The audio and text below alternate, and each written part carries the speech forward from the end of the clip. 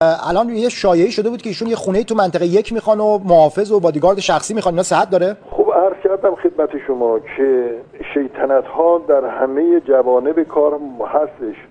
یکی از اون مسائلی نقطه نظراتی که باعث شد بسیار ما ترغیب شیم برای اینکه با ایشون همکاری داشته باشیم خاکی بودن و مردمی بودن و بدون تجمل بودن.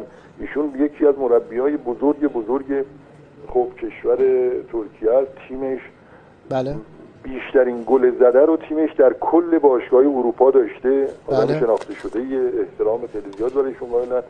یک بار اصلا اتفاقا ایشون مطلبی که می‌فرمودن این که اگر بشه یک محل سکونت هم نزدیک محل تمرین اون باشه که ما در اکثر وقت رو ازش استفاده کنیم. ضمن اینکه ایشون گفتن اگر بشه یک محل استراحتی داشته باشه شاید بعضی از شب‌ها من مجبور بشم در استادیوم محل تمرین همونجا بخوابم. بله. چون شبا تا 10 11 با همکارامون باید کار آنالیز، کار تمرین فردا، کار آنالیز تیمای روبرو رو در بریم، شاید به انتهای شب برسه. اگر